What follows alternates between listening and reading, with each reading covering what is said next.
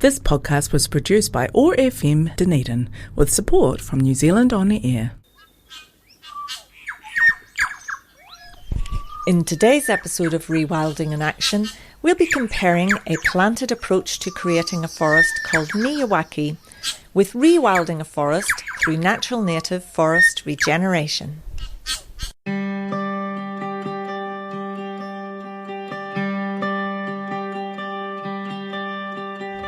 Kia ora, welcome to Rewilding in Action with me, your host, Maureen Howard. This is an episode with a bit of a difference. At the Dunedin City Council's volunteer celebration on the 11th of February, the guest speaker was Colin Davis from Nelson Whakatu Microforest Initiative, who spoke about the special small forest that he and colleague AJ Clarkin planted with members of the Nelson Whakatu Muslim Association and the wider community in 2021.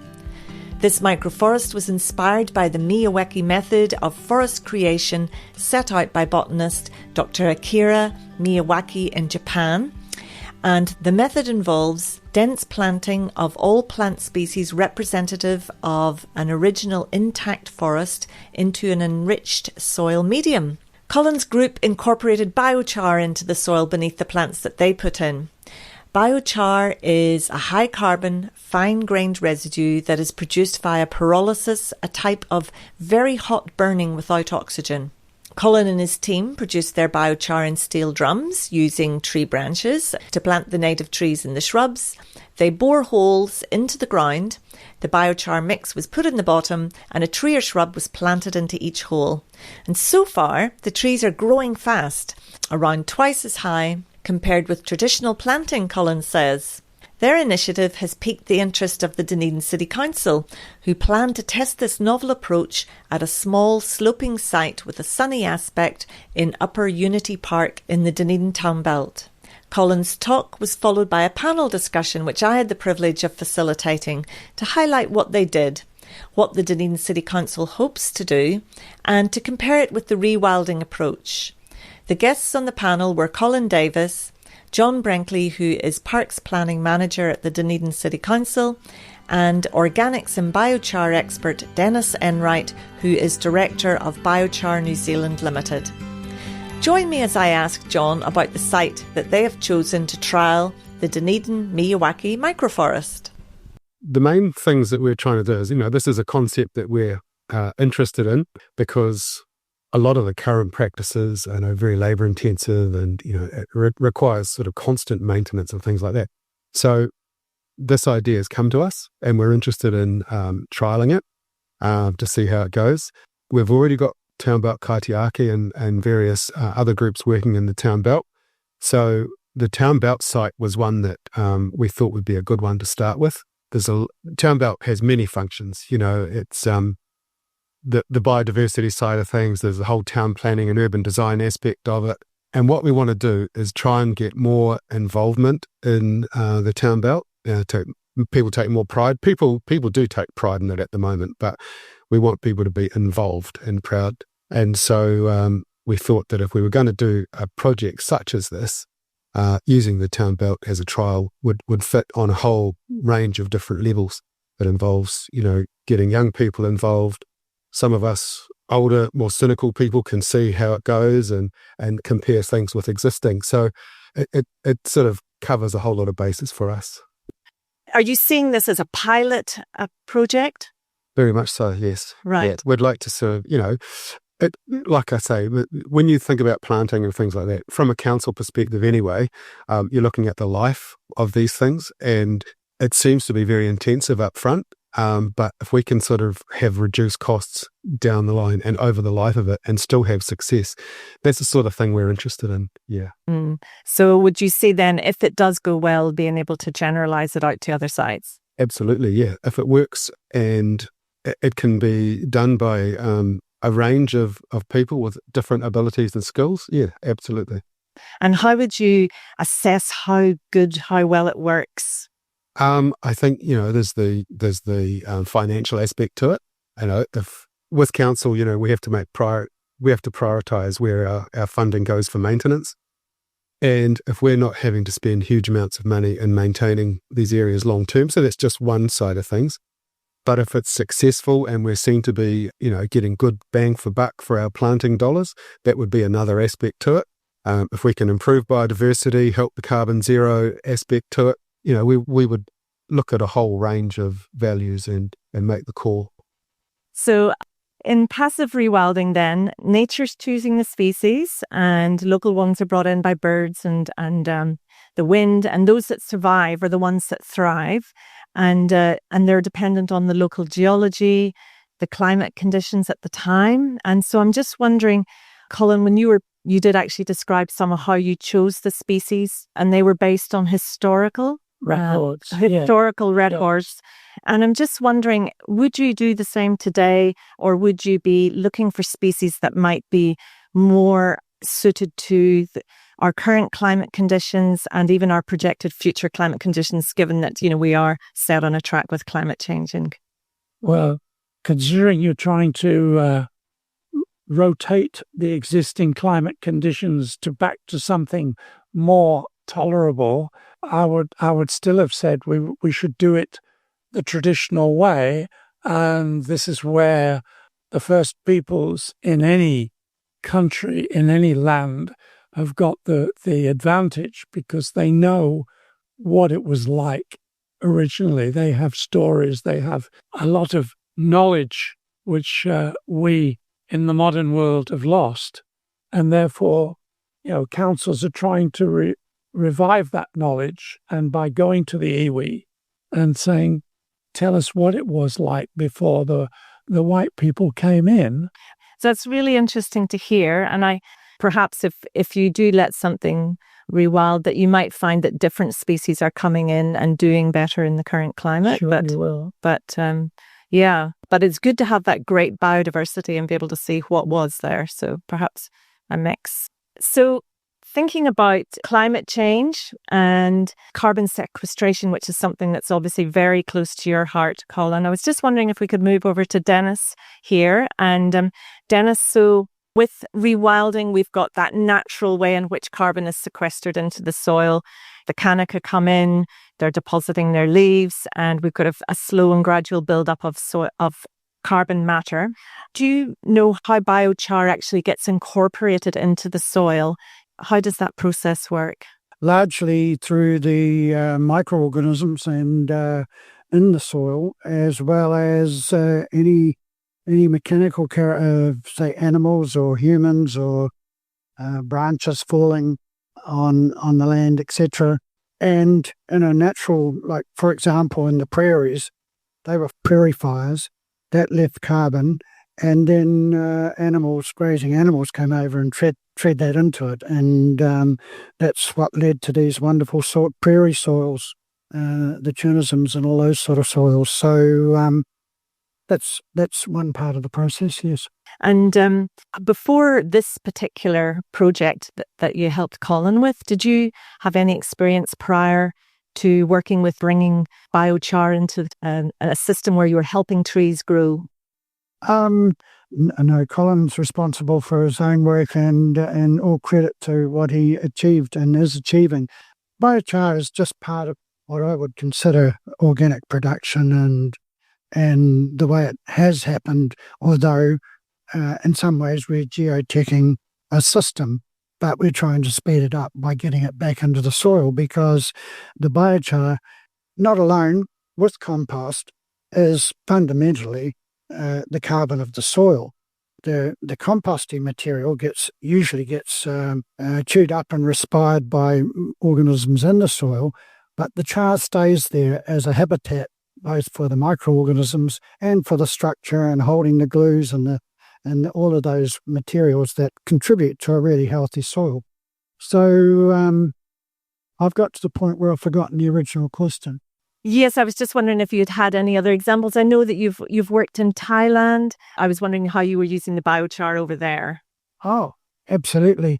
Fundamentally, tropical soils are ideal because usually they're degraded.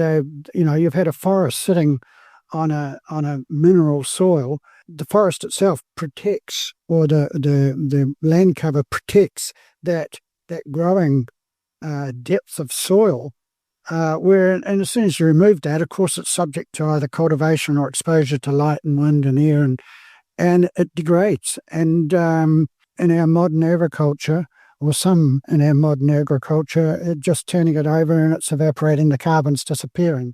I was very fortunate to have a woofer from Thailand who then introduced me to a social enterprise over there, and they were very keen to introduce biochar to the farmers that they were working with, and I had a wonderful experience besides passing on something that I'm terribly passionate about. Cool. That's really wonderful.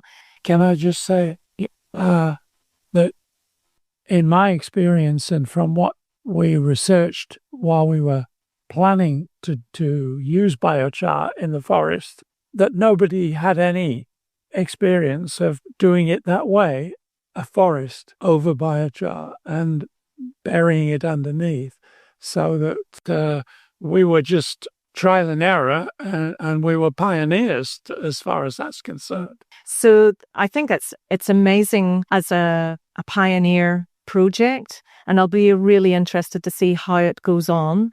And in fact, because I know traditionally in the Miyawaki method, what you do is you dig out the whole area. It's a really big exercise, and you mix it all up with composted material, and you're getting rid of weeds from the whole area as well. So was this partly that you did it in these tubes? Was that partly a cost cutting exercise or a labor reduction exercise? No, it was a clay burring exercise, because without it we couldn't have got through the clay, and in fact we didn't clear all the grass from the surface because it was grassed, because it was a pasture for cattle before we bought the plot, which was only a few years ago.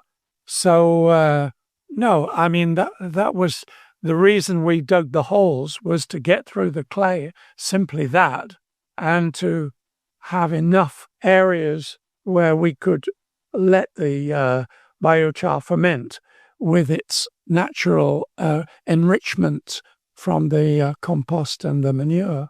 Yeah. And so are you expecting then the roots to go below that clay layer? Is that's what you're hanging on? I'm hoping so. Otherwise, they'll stay on the surface above the clay, and it will make the trees very precarious in terms of their stability in a storm. Right. Yes. And also I'm thinking, when we're told to dig our holes for our plants, make them square, and in that way, when the roots, apparently if it's round, they'll keep going round and round, and if it's square, they'll hit the corner and then keep going. So that it'll be really interesting to see. But I've no idea what's going on under the surface. I mean, nobody's looking. I'd love somebody to come and use a periscope and tell me what's happening underneath. Yes. It would be very interesting, and perhaps it's something for the Dunedin City Council to consider as well, because we can pass over to John what our clay soil's like here and what method we might use here. Have you any comments to make on that, John? Well, we've certainly got clay soils, no doubt about that. Where the area is, it's already been cultivated. Like we're saying, it's lawn. So I guess what we could do is maybe do some test pits and just see what it's like. I must admit, when I was listening to the talk and there's people drilling holes and all that sort of stuff, and I thought, crikey, are we going to get volunteers to do this? It's sort of that whole logistics and the sort of setup side of things, I must admit, was making me slightly worried. So, I mean, I guess the question for you, if you hadn't drilled the holes for your system, what would you have done to get the biochar? Well, as you say, we would dig the whole thing up, and that's a huge labor. Yeah, that's why I brought in my engineer friend, because he was the one that was looking at problems like that and saying how we were going to solve them. I wouldn't have a solution to that. It's imperative, like you say, to be sure that you aren't going to have those roots go in a circle, and similarly be able to penetrate. But I have no argument with coming along with an auger and doing some augering, and I think that's pretty simple and effective way of doing it. As long as you maybe run a spade or something down the side of the auger hole, you'll be just fine. I'm sure of it. Having said that, I had my second trip to Thailand was to a remote area where they were growing coffee, and they asked me to check the soil and tell them why some of the trees weren't growing well. Long story short, it turned out that the villagers had not dug all the holes equally well, and the coffee roots had gone down and off to the left. And absolutely digging holes and looking at roots and in some circumstances, and understanding how significant your soil problem or otherwise, it may not be as bad as you think. They may work through a crack. There's yellow grey earths in the old lingo, which have cracks and crevices in them. I know there's difficult clay soils too. So I was just wondering if we could move on to then maybe some of the challenges and how you overcame it. Like, were there any points, Colin, when it just seemed it was any really hard points and how you got around that? Once you got an engineer, you can solve anything. Yeah. So basically, having a can-do Kiwi on the team, you were fine because he would see a way around it. So I had loads of anxieties, not the least being how on earth we were going to get the biochar under the trees. And he solved it through his drilling, which wasn't my idea at all. It was purely coming from him. So, yeah, I mean, there were a lot of things, really.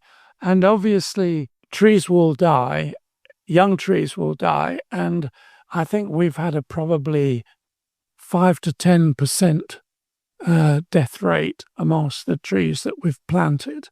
And I mean, that's worrying, but, and we think, do we then replant something else where the dead tree was, which we have been doing, and try and keep the whole forest going, or do we leave it and say that's part of the natural process?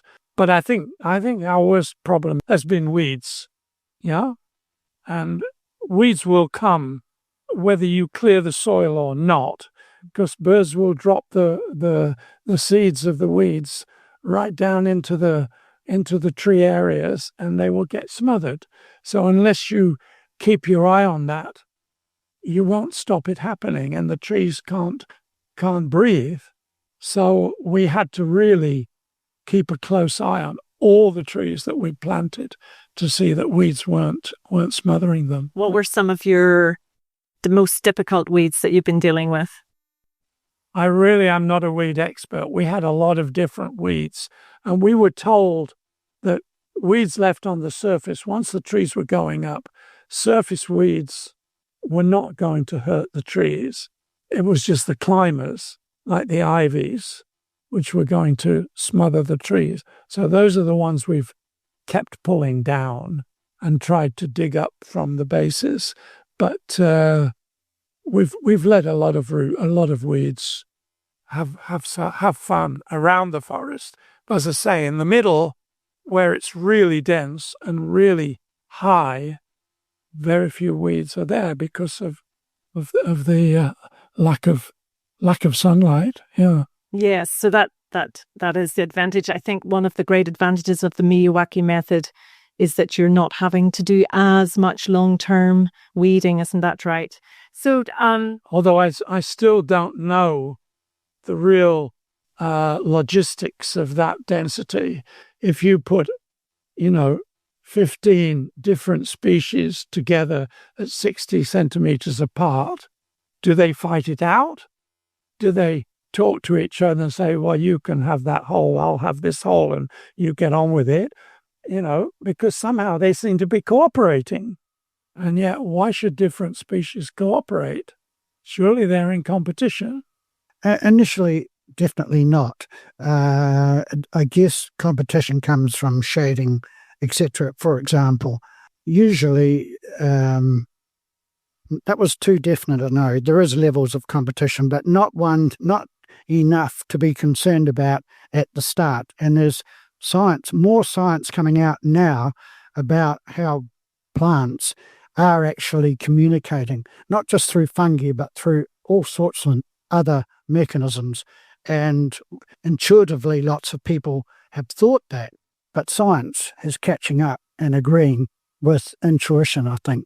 Can I just say another anxiety that maybe you can solve for me is what happens after 40, 50 years when the bigger trees have got a main stem which is, 60 centimeters in diameter. Aren't they just going to be pushing against each other? There's not going to be any soil left for them to use. Fortunately, I won't be around to see that, so I don't have to worry too much. But somebody will have to worry about it. I don't know the solution to that. I mean, Miyawaki says gaily 60 centimeters. He doesn't say what happens in 50 years' time. But I think it was the combination of species with the Miyawaki method, isn't it? That, some of them will be your big, large climax species, but others it goes right down to ferns. He was saying, cover every single species that is in a particular ecosystem and make sure they're all there. Some of them might be very small, low-growing ones and not in competition. So that would be the way. But time will tell, and there will be some selection, I'm sure. Yeah. So what would you say would be, what's been the most exciting things that's happened? Maybe something that surprised you, Colin, that you didn't expect to happen whenever you planted? I think for me the most exciting thing was getting a group of 40 totally diverse people from Nelson, all different backgrounds, teachers, neighbours, and people from different groups. And let's get down to it. Let's just plant this forest and just doing it. And having that support was tremendous. And that's why the community side of things for me is so important. And that's why I've been to schools in Nelson. The schools are keen, the teachers are not, because they're too busy. They're they're overworked already. Why should we start work on a forest as well? But the kids would love to do that. And it would be so educational, wouldn't it? Really? Yeah. Primary schools, secondary schools, any level. And it's a wonderful feeling to plant a tree and to come back year after year. Yeah. We planted this. Come on. I think that's great. And so maybe moving on to John, what are you excited then about the Miyawaki method coming to Dunedin? I think there's a couple of things really. It's a new and interesting way of dealing with planting and revegetating areas. So I'm interested to see that. Like you say, we'll do it as a pilot and we'll compare it against other methods. I'm interested in the idea of long term. If we can sort of impress upon council that this is a way of doing planting, intensive up front, but long term it's self-established, it's self-regulating. And I'll be interested to see what the density looks like long term. I imagine that over time it might look more like what a traditional bush looks like. I don't imagine that all the species will be still 60 centimetres apart. I think some will be deaths and some things will thrive, some won't. So I think if it looks like a traditional bush over time, that would be ideal for me. Yeah, and I think, getting back to this whole idea of the town belt being a pilot, and, we've talked about smaller areas being good for this. And so if we could sort of, at council, we're always under pressure to find areas for planting for zero carbon purposes and all these sort of things. And so having smaller little pockets of planting like this that we know will survive, that we know will be not a maintenance burden long term, I'd like to see these things popping up all over the place, and some of the, biochar's new for us at the moment. See how that works and see if we can spread it out for other things. It's just a way of sort of trying new things and see how it goes.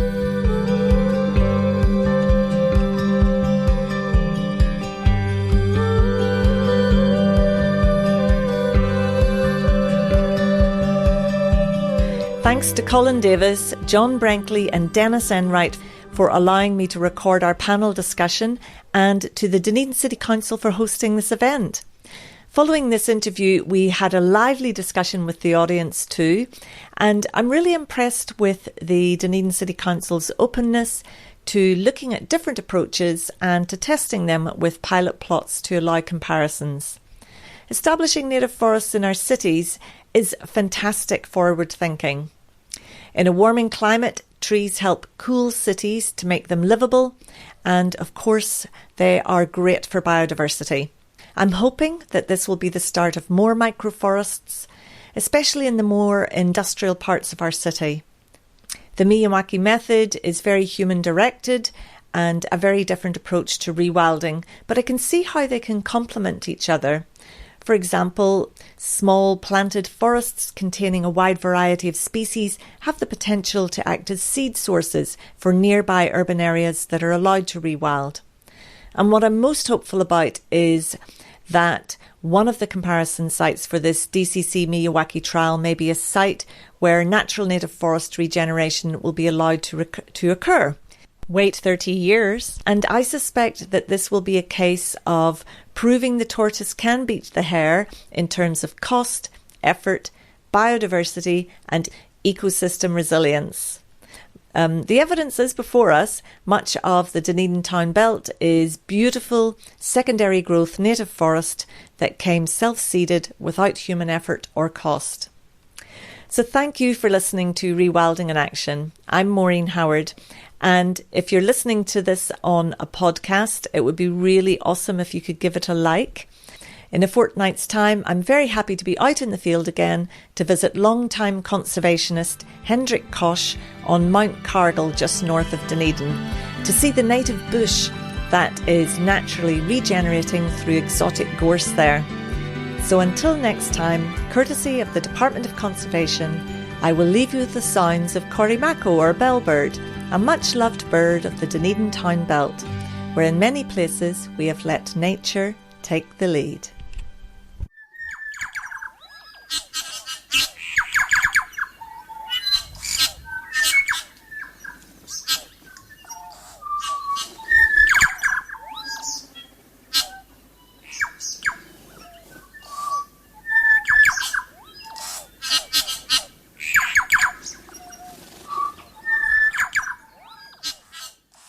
This podcast was produced by OAR FM Dunedin with support from New Zealand On the Air.